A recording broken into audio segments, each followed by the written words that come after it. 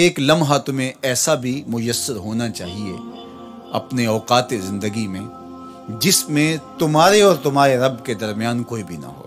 وَتَبَتَّلْ إِلَيْهِ تَبْتِيلًا، سب سے کٹ کے الگ تھلگ ہو کے بالکل یکسوئی کے ساتھ تم اپنی زندگی کے وہ لمحے اپنے رب کے ساتھ جوڑ دو. جس طرح ایک روایت میں فرمایا لی مع اللہ وقت لا یسعنی فیہ نبی مرسل ولا ملک مقرب، میرا اور میرے رب کا معاملہ کبھی ایسا ہوتا ہے درمیان میں نہ کوئی فرشتہ ہوتا ہے نہ کوئی رسول اور پیغمبر ہوتا ہے، وہاں میرا اور میرے رب کا ہی معاملہ ہوتا ہے. تو یہ یکسوئی کے لمحات ہیں. تو ہمیں بھی حضور علیہ الصلوۃ والسلام کے سینے سے نور لے کے اپنی زندگی میں کچھ ایسے اوقات مقرر کرنے چاہیے، اور وہ بہترین وقت میرے رب نے خود بیان فرمایا ناشیۃ اللیل ہے، وہ سحری کا وقت ہے، وہ رات کے لمحے ہیں، وہ پچھلے پہر کی مبارک گھڑیاں ہیں جب رحمتیں چھم چھم اتر رہی ہوتی ہیں اور اللہ کی رحمتیں بندے کا استقبال کر رہی ہوتی ہیں. تو اس وقت اگر اللہ کے حضور کھڑے ہو کے ربط قائم کیا جائے تو وہ اللہ کے ساتھ جڑنے کا بہترین وقت ہے. اور نماز میں تبتل ہو، جب ہم نماز پڑھ رہے ہوں تو مکمل انہماک رب کے ساتھ ہو. سیدنا علی المرتضیٰ رضی اللہ تعالیٰ عنہ کے بدن میں تیر لگا ہے اور وہ نماز میں مصروف ہیں اور تیر نکال لیا جاتا ہے. جب سلام پھرتا ہے تو پھر آپ کو پتہ چلتا ہے کہ یہ تو جو ہے وہ تیر تھا جو نکال لیا گیا.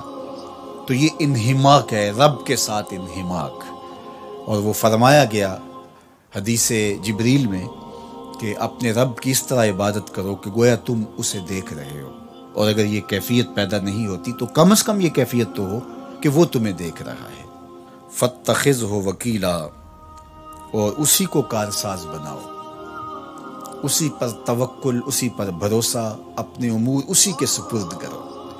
جب اپنے امور اپنے رب کے سپرد کرنے کا مزاج پیدا ہو جاتا ہے زندگی سوکھی ہو جاتی ہے. تدبیر کریں، اس کے لیے حکمت عملی ضرور آپ وضع کریں، لیکن کچھ کام کر کے اللہ پہ چھوڑ دیں. اور توکل بھی یہی ہے کہ آپ گھٹنا بھی باندھیں اور سپرد اللہ کے کر دیں. اسی کی طرف سے کام ہوتے ہیں اور وہی کارساز حقیقی ہے.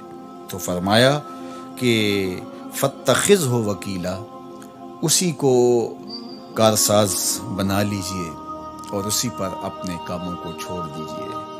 جو کشتیاں اس کے نام پر ڈال دی گئیں وہ ڈوبتی نہیں ہیں، وہ منزل تک ساحل تک پہنچتی ہیں. تو ہمارا تو اتنا ہی کام ہے کہ کشتی ڈال دی، لیکن اس کو پار لگانا تو اسی کا کام ہے. تو اسی لیے ہم سواری پر بیٹھتے ہوئے کہتے ہیں کہ مالک اس کو مسخر تو نے ہی کیا ہے ہمارے لیے، ہمارے میں طاقت تو نہیں تھی کہ اس کو مسخر کر سکتے. تو یہ اس کے کرم سے ہوتا ہے. تو وہ اگر چاہے